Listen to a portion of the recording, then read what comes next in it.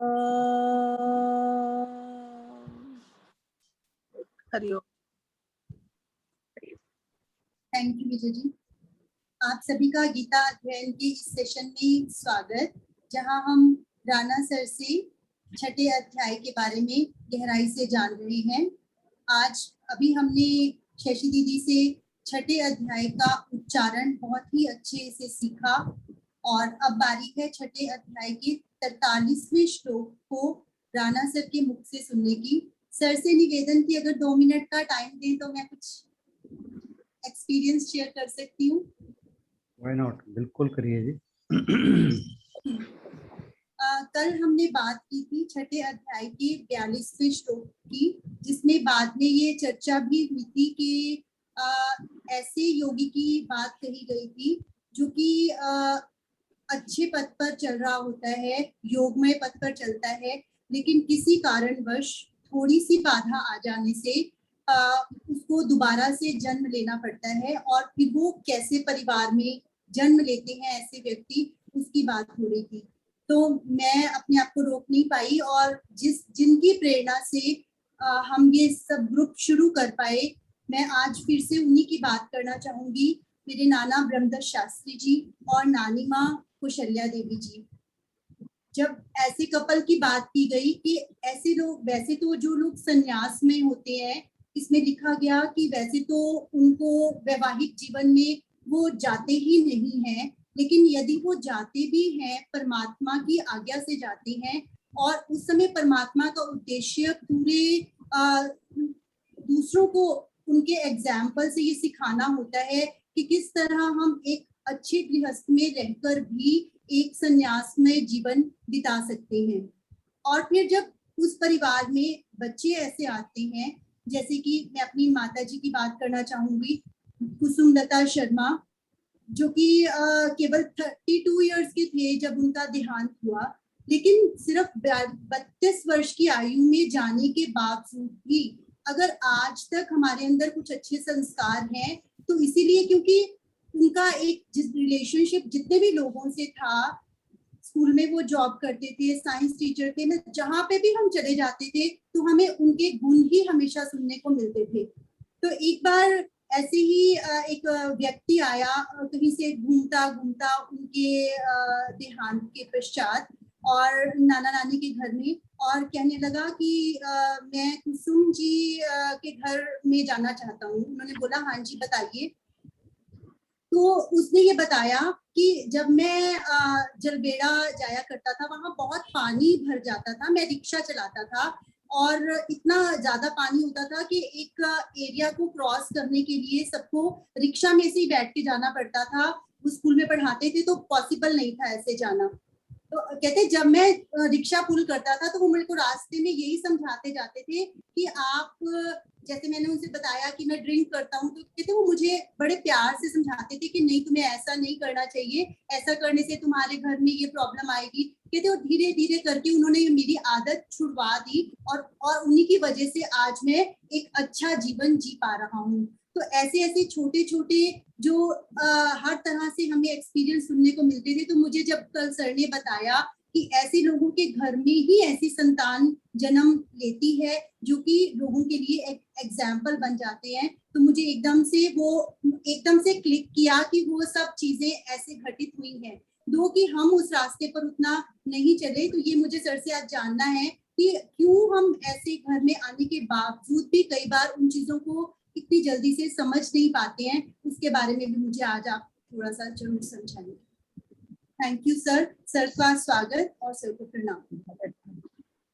सभी को बहुत बहुत प्रणाम।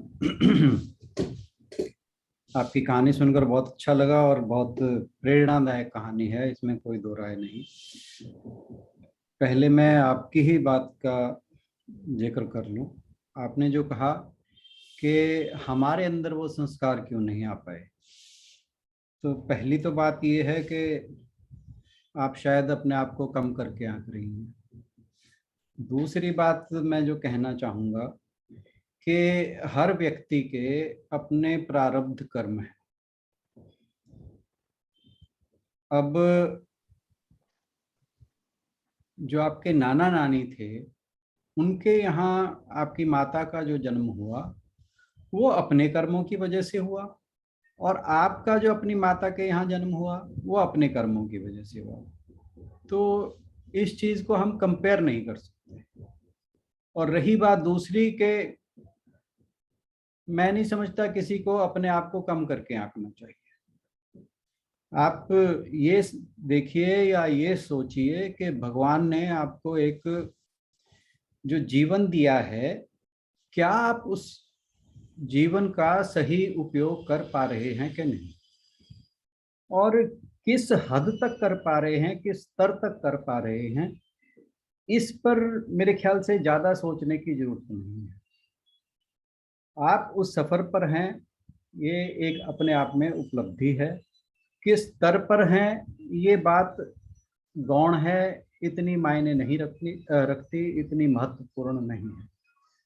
हमें केवल और केवल अपने लक्ष्य पर नजर रहनी चाहिए। जो ये इस तरह के डिस्ट्रैक्शंस हैं, इनके ऊपर हमारा ध्यान बिल्कुल नहीं जाना चाहिए। हमें वो जो महाभारत की कहानी है अर्जुन वाली, कि सिर्फ वो चिड़िया की आंख पर या लक्ष्य पर ही मनुष्य की दृष्टि होनी चाहिए। तो अपने मन में आप किसी प्रकार का दुराग्रह ना पालें कि कुछ ऐसा हुआ और ऐसा क्यों नहीं हुआ। मुझे नहीं लगता इन चीज़ों की, ना केवल आपके बल्कि किसी भी व्यक्ति के जीवन में कुछ ऐसा सोचने की जरूरत है। आई होप कि मैं आपके जो शंका थी उसको दूर कर पाया। इसके बाद अब हम अपना जो 43वां श्लोक है उसके बारे में बात करते हैं। पिछले कुछ श्लोकों से हम जो बात कर रहे थे वो ये थी कि अर्जुन ने कुछ शंकाएं जाहिर की थी, और उन शंकाओं का समाधान करते हुए भगवान जी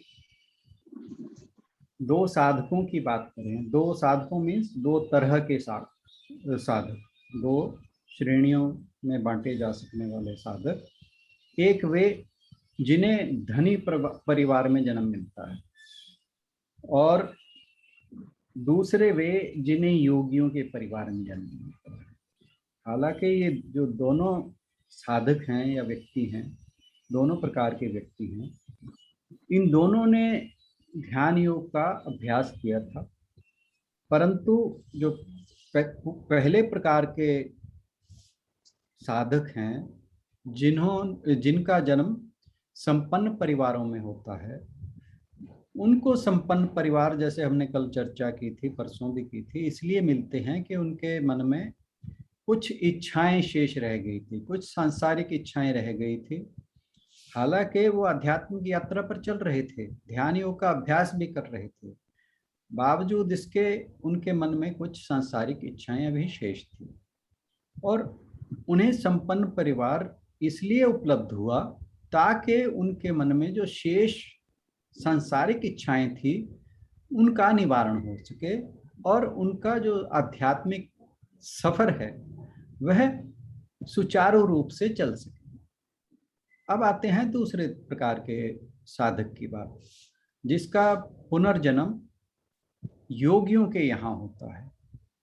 उसका, जैसे हम कल चर्चा कर रहे थे, कि उसको ऐसा वातावरण यानी योगी माता पिता के रूप में जो परिवार मिलता है, उसका कारण यह था कि वह संसारिक इच्छाओं से पहले ही जीवन में विरक्त हो चुका था और ध्यान योग की साधना पर पूर्णतया लगा हुआ था। किसी कारणवश, जिसका मुख्य कारण हो सकता है कि उसको लक्ष्य प्राप्ति से पहले ही उसकी आयु पूरी हो चुकी है। तो ऐसे व्यक्ति को योगियों के परिवार में इसलिए जन्म मिलता है ताकि वह अपनी जो साधना पूर्ण होने में कुछ समय शेष रह गया था, कुछ ही उसमें कुछ कमी रह गई थी, उस कमी को इस जन्म में जल्दी से पूरा किया जा सके। तो उसी बात को आगे जारी रखते हुए भगवान जी इस 43वें श्लोक में बताते हैं। बहन जी से अनुरोध के जरा इस श्लोक को पढ़। ठीक है सर। तत्र तम बुद्धि संयोगम लभते पौर्वदेहिकम, तत्र तम बुद्धि संयोगम लभते पौर्वदेहिकम, यतते च ततो भूयः, यतते च ततो भूयः संसिद्धौ गुरुनंदन, संसिद्धौ गुरुनंदन। गुरुनंदन, तत्र तम पौर्वदेहिकम, हे गुरुनंदन, हे अर्जुन, वहां पर उसको पहले मनुष्य जन्म की बुद्धि संयोगम साधन संपत्ति लभते अनायासी प्राप्त हो जाती है। हे अर्जुन, वहां पर उसको पहले मनुष्य जन्म की साधन संपत्ति अनायासी प्राप्त हो जाती है। च ततः संसिद्धौ, फिर उससे साधना की सिद्धि के विषय में भूयः यतते, पुनः विशेषता से वो यतन करने लगता है। हे गुरुनंदन, वहां पर उसको पहले मनुष्य जन्म की साधन संपत्ति अनायासी प्राप्त हो जाती है, फिर उससे वह साधन की सिद्धि के विषय में पुनः यतन करने लगता है। तो जो दो प्रकार के साधकों को किस प्रकार का वातावरण अगले जन्म में मिलता है, इसकी बात जो भगवान जी ने की, तो अब उसी बात को आगे जारी रखते हुए कह रहे हैं जो दूसरी श्रेणी का साधक है, यानी जिसका योगियों के परिवार में जन्म होता है। तो उसके लिए भगवान जी कह रहे हैं कि अर्जुन को जो आशंका है कि क्या पुनर्जन्म होने पर उसे अपनी यात्रा, जो आध्यात्मिक यात्रा है, क्या वह पुनः शुरू करनी पड़ेगी, या हम यूं कहें कि क्या उसे फिर जीरो से स्टार्ट करना पड़ेगा। तो भगवान जी ये कह रहे हैं कि ये आशंका अगर मन में है तो उसका कोई कारण नहीं है, वह निर्मूल है, ऐसा नहीं होगा। क्योंकि जो लोग योगियों के परिवार में जन्म लेते हैं, भगवान जी यहाँ कह रहे हैं कि वे जो उनकी पूर्व जन्म की संचित उपलब्धियां हैं, जो आध्यात्मिक संपत्ति वो पहले ही अर्जित कर चुके हैं, वो उसको साथ लेकर ही जन्म लेते हैं। यानी जो भी ऐसे व्यक्ति ने पिछले जन्म में जो आध्यात्मिक संपत्ति अर्जित की थी, जैसे वैराग्य, ज्ञान, भक्ति, विश्वास, प्रभु के अंदर श्रद्धा, सहनशीलता, फिर दृढ़ संकल्प, यानी इस प्रकार के जो उसने अपने मन को वश में करके जो इस प्रकार की संपत्ति, आध्यात्मिक संपत्ति का अर्जन किया था, वो उसके प्रयास थे, उनका फल यहाँ पर जो अगला जन्म उसे मिलता है मृत्यु के पश्चात, यहाँ पर उन प्रयासों का फल पूर्णतया मिलता है, जिसके कारण उसके अंदर आध्यात्मिकता पहले से ही विराजमान है। जिस लेवल तक उसने प्रयास किए थे, जिस आध्यात्मिक स्तर तक वह पहुंच चुका था, वहां तक वो जो उसको संचित ज्ञान है उसको इस जन्म में वहीं से शुरुआत करनी होती है। यानी उसकी आध्यात्मिक बुद्धि पहले से ही विकसित होती है। तो यानी ये कहें कि जो पिछले जन्म के उसके प्रयास थे, वो प्रयास व्यर्थ नहीं जाते। तो भगवान जी ने अर्जुन की शंका को बिल्कुल निर्मूल कर दिया कि तुम्हें इस तरह की सोच रखने की जरूरत नहीं है। और इस प्रकार के एग्जाम्पल या उदाहरण आप देखिए, हमारे आसपास बहुत देखने को मिलते हैं। जो लोग टीचर हैं उन्हें देखें कि उनकी क्लास में बहुत से बच्चे और लोगों से कहीं ज्यादा प्रतिभाशाली होते हैं, और वो जो टीचर कुछ पढ़ा रहा होता है, वो पहले से ही या तो तैयारी रहती है, या ये कहिए कि उन पर दैवीय कृपा रहती है कि वो पहले से ही सजग रहते हैं इन चीजों को लेकर। और हम अगर उदाहरण देखें तो जैसे संगीत है, या साइंस है, इन क्षेत्रों में ऐसे बहुत से बालक हुए हैं और हैं। जैसे पंडित रविशंकर थे,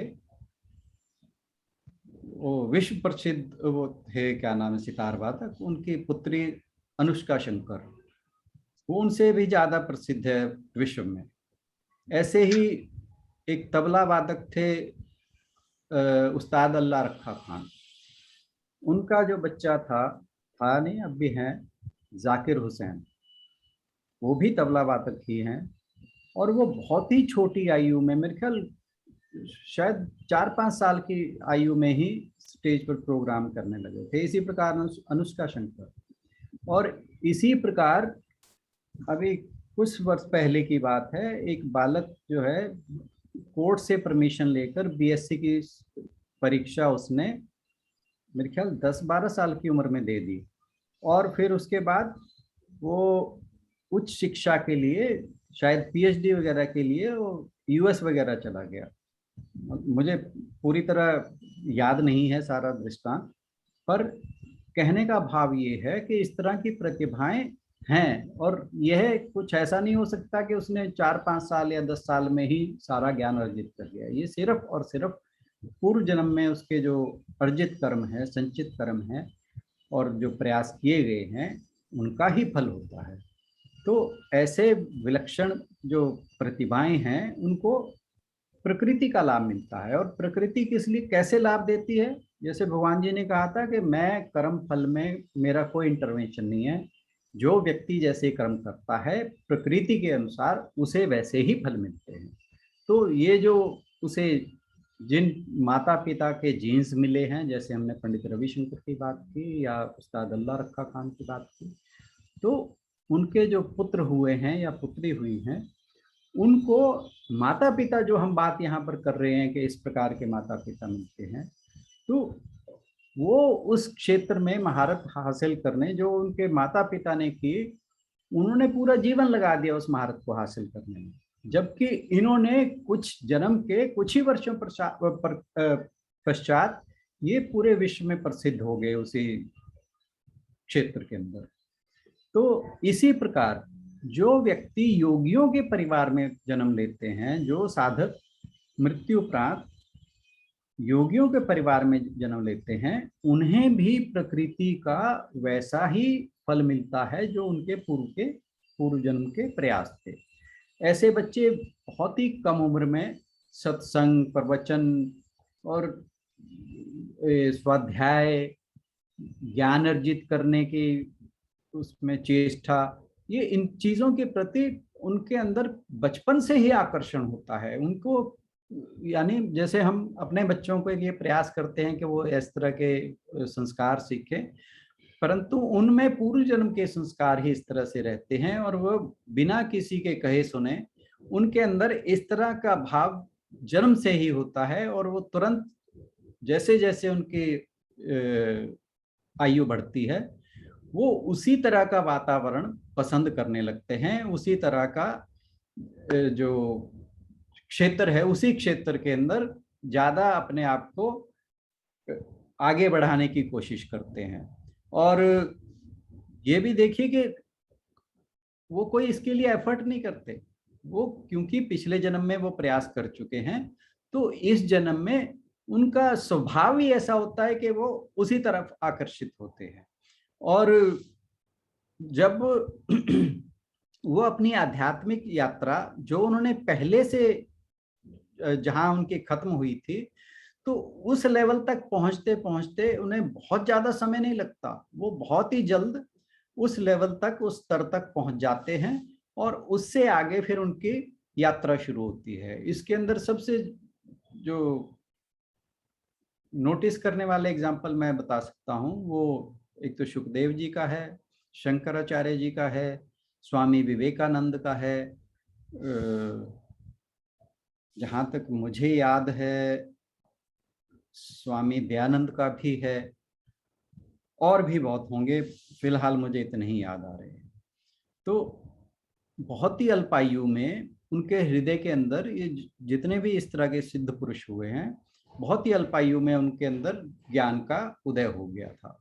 और ये व्यक्त तब हुआ जब उनकी थोड़ी सी आयु बढ़ने लगी। क्यों? क्योंकि अव्यक्त रूप से वो उनके अंदर पहले ही मौजूद था। उन्हें केवल थोड़ा सा समय मिलते ही वो सारा का सारा ज्ञान जो उन्होंने पिछले जन्म में अर्जित किया था, जो भी आध्यात्मिक संपदा उनकी पहले से थी, वो पुनः बहुत ही जल्दी उन्हें वापस मिल जाती है और वो वहीं से अपनी आध्यात्मिक यात्रा शुरू करते हैं। और एक चीज और है जो यहाँ पे श्लोक में भगवान जी ने कही कि वो पहले से ज्यादा यत्न करता है। इस बार जो उसके पहले किए गए प्रयास थे, इस जीवन में आकर उसके प्रयासों की गति बढ़ जाती है। उसके यत्न जो हैं पहले से ज्यादा ज्यादा बढ़ते जाते हैं और उसमें उत्साह पहले से ज्यादा है, क्षमता उसकी पहले से ज्यादा है। और ऐसे व्यक्ति जो इस तरह की आध्यात्मिक यात्रा पर चलते हैं, उनके अंदर भौतिक इच्छाएं बिल्कुल नगण्य होती हैं। कोई लेश मात्र उनकी भौतिक इच्छा नहीं रहती। केवल और केवल समाज और विश्व का कल्याण उनका ध्येय रहता है। और आप इन जो एग्जाम्पल हमने ली हैं उनका जरा सा उनके जीवन परिचय पढ़िए, आपको पता लगेगा उन्होंने विश्व के कल्याण के लिए किस प्रकार के कार्य किए हैं। और वे बचपन में ही ऐसी चीजों के प्रति उनका कोई आकर्षण नहीं रहता जिन चीजों के प्रति आम बच्चों का रहता है। कोई खिलौने हैं, कोई खाने की चीजें हैं, कुछ भी जो नॉर्मल बच्चे हैं जिनके प्रति उन बच्चों का आकर्षण रहता है। इस तरह के आध्यात्मिक बच्चे जो हैं उनका किसी प्रकार का इस तरह का आकर्षण नहीं होता। वो ऐसी चीजों के अंदर बिल्कुल भी आकर्षित नहीं होते। इसको ये जो यात्रा है, हम इसे एक नॉर्मल व्यक्ति की, सपोज कीजिए एक व्यक्ति यहाँ से अंबाला से चला और वो मान लीजिए केरला के लिए जा रहा है। तो सपोज कीजिए कि रात को वो कहीं किसी होटल में जाकर 10-12 घंटे की यात्रा के बाद विश्राम के लिए रुकता है। तो वो जब सुबह उठकर अपनी यात्रा के लिए निकलता है तो ऐसा नहीं है उसे फिर अंबाला से ही शुरू करनी होगी। वो जिस गंतव्य तक रात के समय पहुंच चुका था, सुबह उठकर वो वहीं से स्टार्ट करेगा। ये बिल्कुल ऐसे ही वो जो जीवन का क्रम बदला है, मृत्यु के बाद जो उसे जीवन मिला है, बस इसे यही समझ लीजिए कि एक रात का फर्क था। यात्रा जो सुबह उठते ही नॉर्मल यात्री की शुरू होती है, ऐसे ही आध्यात्मिक यात्रा ऐसे व्यक्ति की शुरू होती है। बस वह जो नॉर्मल यात्री है वह शेष यात्रा पूरी करने के लिए आगे चलता है, और जो इस प्रकार का साधक है वो अपने लक्ष्य यानी मोक्ष की प्राप्ति के लिए आगे चलता है। अब यहाँ पर भगवान जी ने किसकी बात की है? दूसरे प्रकार के साधक की, यानी जो जिसका जन्म योगियों के परिवार में हुआ है। इससे पहले एक और साधक की बात कर रहे थे जिसका जन्म संपन्न परिवार में होता है। तो उसके बारे में वो उसके परिवार जो पूर्व जन्म के प्रयास थे वो यहाँ पर क्या असर दिखाते हैं इस जन्म में, इसके बारे में भगवान जी बात करेंगे अगले श्लोक में। आज के लिए इतना ही। आप सबका बहुत बहुत धन्यवाद। बहुत बढ़िया। Thank you so much Rana sir. किसी का कोई प्रश्न हो या कुछ ऐड ऑन करना चाहे तो जरूर कहें। हरिओम जी। हरिओम जी। एक तो जो आपने एग्जांपल दिया कि रात को ऐसे जो लोग ऊटी गए हैं छोटी गाड़ी में जिन्होंने ट्रेवल किया है, या सोलन छोटी ट्रेन में ट्रेवल किया है, तो ट्रेन के नीचे एक ब्रेक होती है, एक कदम चलता है और वो ब्रेक लग जाती है ताकि कभी भी गाड़ी नीचे नहीं गिरे। तो मेरे को ऐसा समझ आ रहा है। एक दूसरी बात ये है कि हम ऐसा क्यों सोचते हैं कि धनाढ़ व्यक्ति योगी नहीं हो सकता? या तो वो धनाढ़ परिवार में जन्म लेगा या योगियों के परिवार में जन्म लेगा। धनाढ़ व्यक्ति भी योगी हो सकते हैं? बिल्कुल हो सकते हैं, परंतु हमारे शास्त्र ये कहते हैं कि अब वो धनाढ़ की परिभाषा जो है ना अलग अलग हो जाती है। अब अपर मिडिल क्लास भी धनाढ़ है, और एक बहुत रिच क्लास में धनाढ्य है, और मिडिल क्लास में भी धनाढ्य हो सकता है। तो धनाढ्य की डेफिनेशन फर्क है। जो मैंने शास्त्रों में पढ़ा है वो ये कहते हैं कि जो मिडिल क्लास है उसके लिए सबसे ज्यादा इजी रहता है, क्योंकि उसका माइंड डिस्ट्रैक्शन जो है, माइंड में डिस्ट्रैक्शन काफी कम हो जाती है। एक तो ये कि उसे जीवन यापन करने के लिए बहुत ज्यादा प्रयास की जरूरत नहीं रहती, और जो बहुत जिसको हम सुपर रिच की बात करते हैं, सुपर रिच की डिस्ट्रैक्शंस बहुत ज्यादा हो जाती है। मतलब मैं नहीं जानता इसके बारे में, आप ये मत कहिए कि मैं कोई अथॉरिटी हूं, परंतु मैं सिर्फ वो बातें शेयर करता हूं जो मैंने पढ़ी है। और एक्सेप्शंस आर ऑलवेज देयर। ऐसा भी नहीं है कि सारे मिडिल क्लास के व्यक्ति जो है मोक्ष को ही प्राप्त होते हैं। जब the thing we are talking about is कि उनके लिए थोड़ी सी चीजें इजी होती हैं, उनके लिए जो यात्रा है वो औरों की बजाय सुगम रहती है। जो गरीब हैं उनके लिए मुश्किल है, क्योंकि उनका सारा जीवन जो है जीवन यापन में रहता है। हालांकि कबीर जी इसके एक्सेप्शन रहे हैं, परंतु उसकी वजह कुछ और थी। और इसी प्रकार जो बहुत रिच हैं उसमें भी हो सकते हैं। राजा जनक थे, बहुत रिच थे। भगवान श्री कृष्ण। हाँ बिल्कुल जी, बिल्कुल। तो मैं वही कह रहा हूँ कि एक्सेप्शंस आर ऑलवेज देयर। जो हम बात कर रहे हैं वो जनरलिटीज की बात कर रहे हैं। ठीक है, ठीक है। मैं एक पॉइंट कहूंगी कि वो फाइनेंशियली साउंड की बात हो रही है, लेकिन श्रीमानों के परिवार से हम ये भी समझ सकते हैं, संपन्न परिवार जिसके विचार अच्छे हैं, जो परमात्मा से जुड़ा हुआ है और हर चीज की खुल खेल भी है उसके पास। हम ये सोचें कि पैसे से तो शांति नहीं खरीदी जाती, जो गरीब है बल्कि उनमें तो शांति और ज्यादा है। इसमें ये दोनों चीजें आ जाती हैं कि संपन्न परिवार है कि पैसे की भी खुल खेल है पूरी, और दूसरे नंबर पर परमात्मा से जुड़ा हुआ है परिवार। उस परिवार में रहते हुए जो व्यक्ति जिसके पूर्वकृत कर्म है और उसका इस श्रीमानों के परिवार में मतलब के जन्म हुआ, तो जैसे बच्चे को खेल खिलौनों के विषय भोगों की बहुत जरूरत होती ही है, क्योंकि जितना छोटा बच्चा है वो जरा सी चीज देखता है वो कहता है मुझे चाहिए यही, वो रो पड़ता है। लेकिन वो इन चीजों को पूरा करते करते, क्योंकि उसके पूर्वकृत कर्म ऐसे थे कि परमात्मा से जुड़ा हुआ था, तब वो व्यक्ति जो है जो ही थोड़ा बड़ा होने लगता है, विषय भोगों से विरक्त होने लगता है, और जहां से उसका लेसन छूटा था अपने उस लेसन पे आने लगता है, और उस पे आते आते उसको वातावरण वैसा सा मिलता जाता है। फॉर एग्जाम्पल मी तो ये बता रही हूँ, ये पता नहीं कब वो चीज उभर आए, ये पता नहीं होता। ये मेरे को खुद को भी नहीं पता था कि आशु जी के संपर्क में आने से, बत्रा साहब के, राणा मतलब के सबके संपर्क में आने से हमारा ये प्रोग्राम इस हिसाब से होगा, ये सोचा नहीं था कभी। बस ऐसे ही सिर्फ मन में था कि गीता जैसे सुनते थे कि जरूर पढ़ने की इच्छा थी, पर वो हमारे कुछ पूर्वकृत कर्म थे तो तभी हुआ, अदरवाइज मुश्किल था। ये सिर्फ इस वजह से ही हो पाया, और इसके लिए मैं अपने आप को कहूंगी कि मैं अपने आप को भाग्यशाली समझती हूँ जो परमात्मा ने मुझे इस सेवा का मौका दिया, और मेरे जीवन चलते चलते ये चीज कॉन्टिन्यूसली रहनी चाहिए।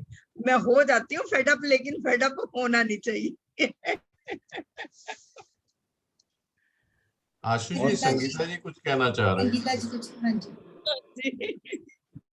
मैं ये कहना चाह रही हूँ कि यहाँ पे जो योगी परिवार में जन्म लेने की और धनाढ्य परिवार में जन्म लेने की बात हो रही है, वो स्पेसिफिक योग भ्रष्ट और उनको क्लासिफाई किया गया है कि जो योग भ्रष्ट हो गए उनका जन्म धनाढ्य परिवार में, क्योंकि गीता जी में भी ये है और सर ने भी एक्सप्लेन किया कि योग भ्रष्ट और वैराग्यवान में यही अंतर है कि योग भ्रष्ट वो है जिसकी कोई डिजायर आकर रास्ते में खड़ी हो गई, वर्डली डिजायर, और वो अपने योग के पथ से शायद थोड़ी देर के लिए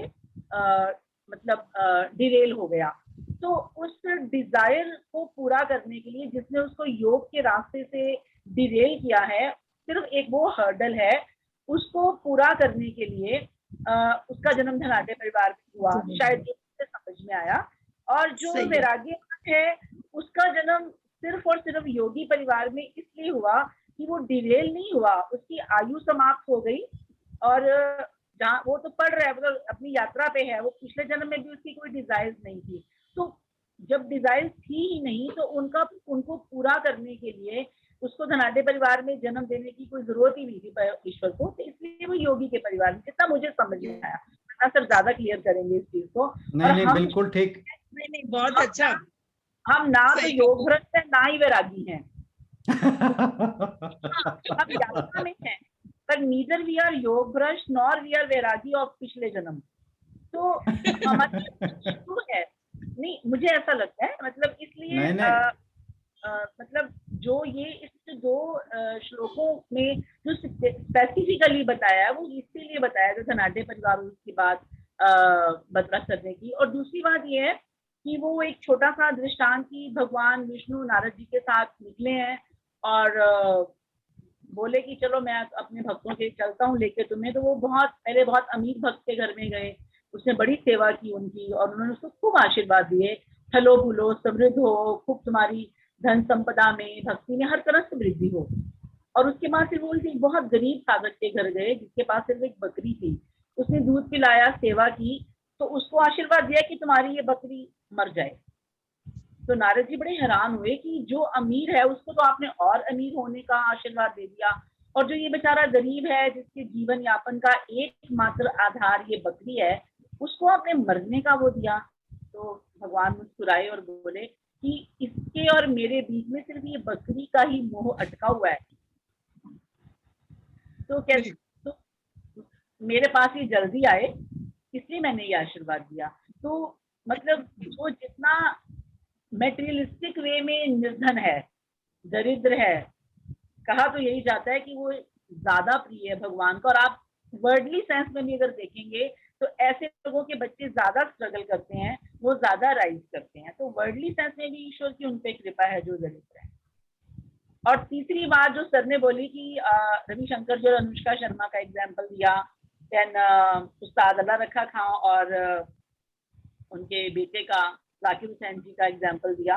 तो इसके बिल्कुल दूसरा एग्जाम्पल ये भी है कि हमारे प्रेसिडेंट कलाम साहब, उनके पिता तो मछुआरे थे और वो मतलब मिसाइल मैन और क्या क्या वो कहलाए। तो मतलब उनकी यात्रा तो कितनी जो है वो कितनी ज्यादा एडवांस वो थी पिछले जन्म की यात्रा, कि एक ऐसे परिवार में जन्म लेके जहाँ पढ़ाई का मतलब इन सब्जेक्ट का कोई भी वो नहीं था, एटमॉस्फेयर नहीं था, वो कहाँ से कहाँ पहुंचे।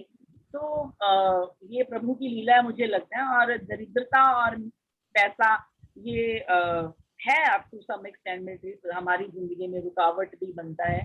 तो ये योग भ्रष्ट और वैराग्यवान पुरुषों के जन्म का जो पारिवारिक पृष्ठभूमि है, शायद उसमें जो अंतर है वो इसी आधार पर, ये कहना था मुझे। सही है, बहुत अच्छा। बिल्कुल सही, बिल्कुल सही। राजा जनक जो हुए हैं उनको यह जन्म क्यों मिला, राजा जनक का, इसकी स्टोरी है पर टाइम नहीं है आज, वो थोड़ी सी लंबी है, वो हम कल जिक्र करेंगे अगर समय रहा तो। और वो कैसे हुआ और कैसे राजा बने और किन कारणों से बने, उसकी स्टोरी है, बहुत अच्छी स्टोरी है। जैसे बहन जी ने, संगीता बहन जी ने बताई, नारद जी वाली बिल्कुल डिट्टो स्टोरी है। उसका परिप्रेक्ष्य जो है वो अलग है, सर्कमस्टेंसेस अलग हैं। तो कल मैं बात करूंगा उसकी। और रही बात इन दो श्लोकों में जो इन दो तरह के साधकों की जो जिक्र हो रहा है, वो स्पेसिफिकली सिर्फ इन्हीं का जिक्र हो रहा है। ये सिर्फ मतलब इनको हम हर किसी के साथ कंपेयर करके नहीं चल सकते। अब जैसे संगीता बहन जी ने एग्जाम्पल दिया अब्दुल कलाम जी का, ठीक है, वो इन दोनों श्रेणियों में कहीं नहीं आ रहे, परंतु पूर्व संचित कर्म तो हर किसी के अपने अपने हैं और वो किस तरह के रहे हैं। अब जैसे एक कोई साइंटिस्ट है और बहुत से हमारे देश में ऐसे साइंटिस्ट हुए हैं जिनकी पृष्ठभूमि, पारिवारिक पृष्ठभूमि कुछ भी नहीं थी और वो उन्होंने शिखर को छुआ है। तो अब ये नहीं कह सकते कि वो इन दोनों साधकों की किस कैटेगरी से बिलोंग करते, नहीं। यहाँ पर जो बात हो रही है वो सिर्फ स्पेसिफिकली इन दो तरह के साधकों की बात हो रही है, जो अपनी योग यात्रा को पूर्णत्व तक दो कारणों से नहीं पहुंच पाए। एक की शायद आयु पूरी हो गई और दूसरा कहीं ना कहीं इच्छाओं के रहते रास्ते से भटक गया। तो हम सिर्फ इन दो की बात कर रहे हैं। हम बाकी चीजों के साथ इनको जनरलाइज नहीं कर सकते और ना हमें करना चाहिए।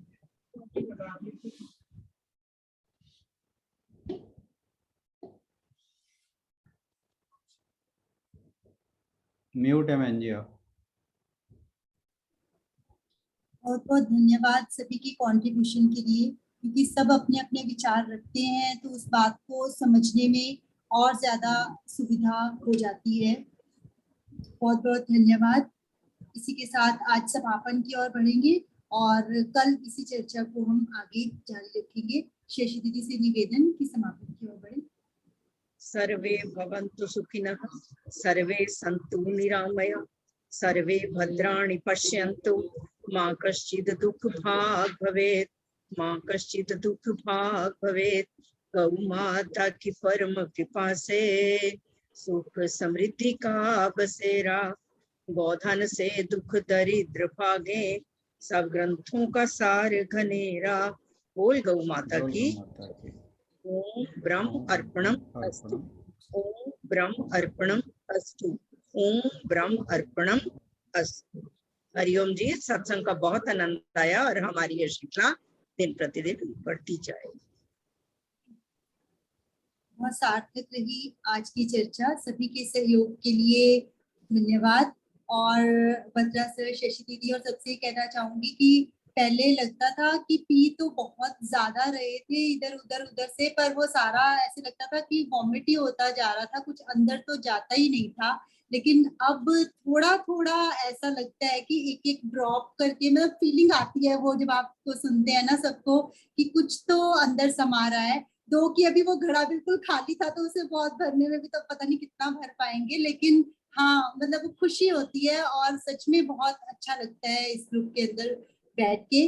और एक खुशखबरी है कि बत्रा सर को सक्षम हरियाणा प्रांत का अध्यक्ष घोषित किया गया है और हम सब की तरफ से बहुत बहुत मुबारक। कल जिन्होंने मैसेज डाला था उन्होंने लिखा कि बत्रा सर माननीय हो गए हैं। मुझे ये नहीं समझ आया कि ये क्यों लिखा माननीय, तो पहले से ही थे बत्रा सर।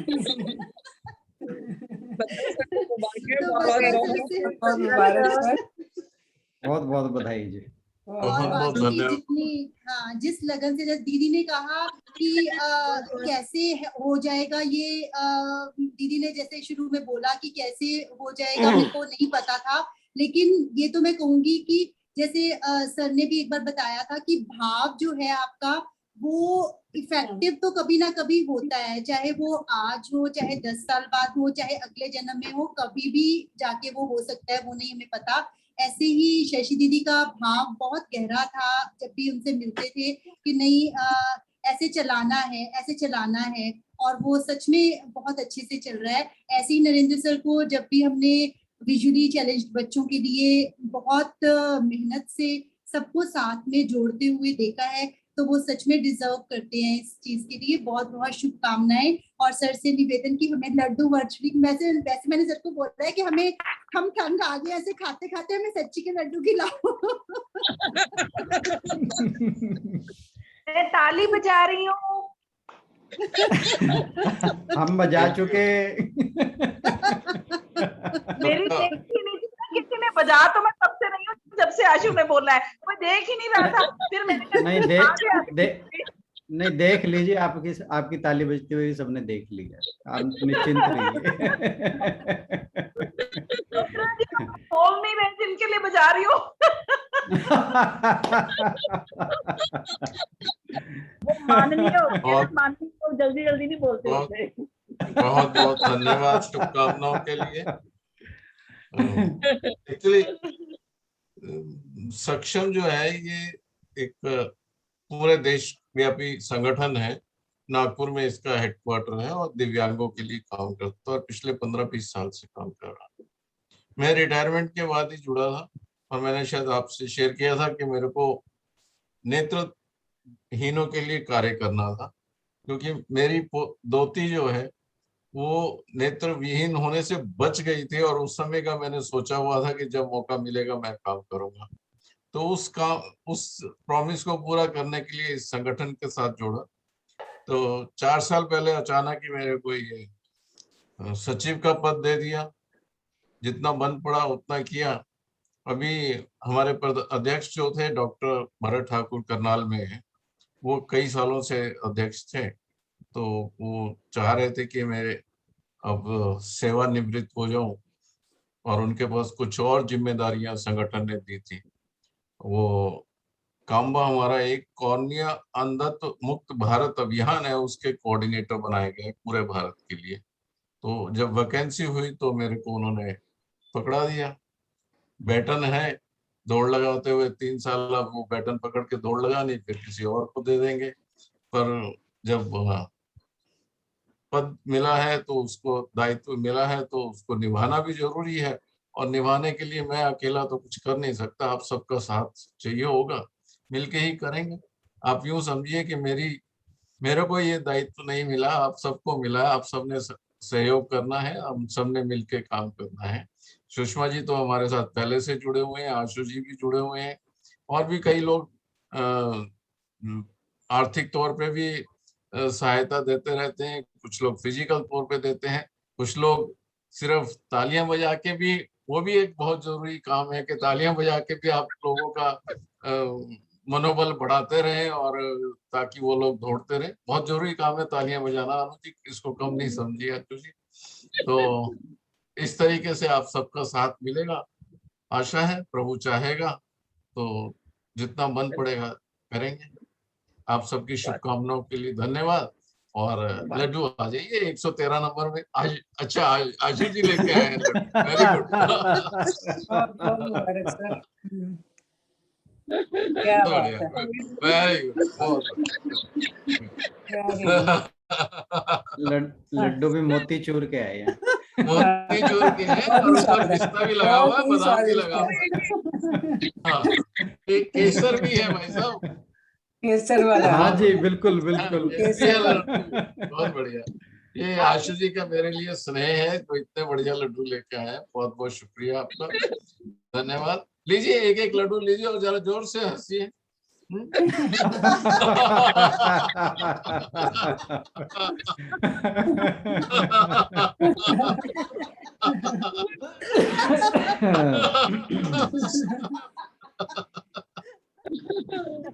राणा सर आप मीठा खा सकते हैं आज माननीय सर अच्छी तरह हंस नहीं रहे। बिल्कुल ठीक बात है।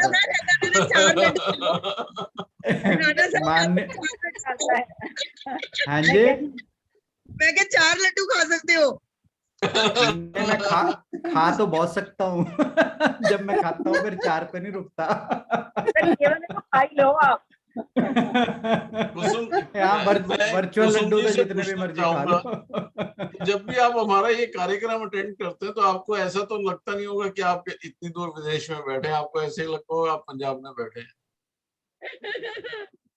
कुसुम जी आपको कह रहे हैं। अच्छा मुझे पूछ रहे हैं, मैं बड़ी हैरान हो रही थी कि राणा सर को कैसे कह रहे हैं ये कि राणा सर नहीं, मैं आपको कह रहा हूँ कि आपको ऐसा लगता नहीं होगा जब भी आप ये कार्यक्रम गीता का अटेंड करते हैं, ऐसा नहीं लगता होगा कि आप विदेश में बैठे हैं, ऐसा लगता होगा कि बिल्कुल भी नहीं, बिल्कुल भी नहीं। मुझे ऐसे ही लगता है मैं अपने घर बैठी हूँ आप सबके पास, बिल्कुल नहीं लगता। रियली मैं तो दिन की शुरुआत की वेट करती हूँ दिन और मैं अपने ग्रुप में बैठूं। बहुत शुक्रिया है सोशल मीडिया का भी, जिसकी वजह से एक जगह जहां आप जुड़ गए तो आपको ये भय नहीं है कि आप इधर उधर जाओगे तो आपको वो ग्रुप छोड़ना पड़ेगा। आप जैसे दीदी गए हुए थे बैंगलोर, वो सूरत गए हुए थे, वहां से भी कंटिन्यूअसली करते रहे। और स्नेह जी हैं, स्नेह जी गए हुए हैं कनाडा में, कोई कहीं पर भी है वहां से ज्वाइन कर रहा है। जो सुबह लक्ष्मी जी हैं और नीरज त्यागी जी लगातार आ रहे हैं काफी दिन से। आप लोगों का भी बहुत बहुत धन्यवाद हर रोज शामिल होने के लिए। और एक बार फिर बत्रा सर को बहुत बहुत शुभकामनाएं और हम आपके साथ हैं। हम आपके साथ हैं। मैं आपको एक बहुत चीज और बहुत बता मुबारक है दूं सर, बहुत बहुत मुबारक है। कि कल अध्यक्षीय भाषण में मैं गीता का वहां पे सुना के आया हूँ। क्या बहुत बढ़िया। करके आया। क्या फिर तो लड्डू बनते हैं, फिर तो ग्रुप वाह। वालों के लिए लड्डू बनते हैं। बनते हैं। आइए हरिओम, बहुत बहुत धन्यवाद। शुक्रिया। बस ये रीटा जी भी अब फ्री होने वाले हैं और 2-3 महीने में, तो इसके बाद इनको भी दबोचना है हमने अपने सक्षम से जोड़ने के लिए। बिल्कुल बिल्कुल। पूरी तरह से फिर ये काम करेंगे सक्षम के लिए हमारे सबके साथ। बहुत बहुत शुक्रिया, सभी को प्रणाम। Thank you. सभी को बहुत बहुत प्रणाम। प्रणाम सर।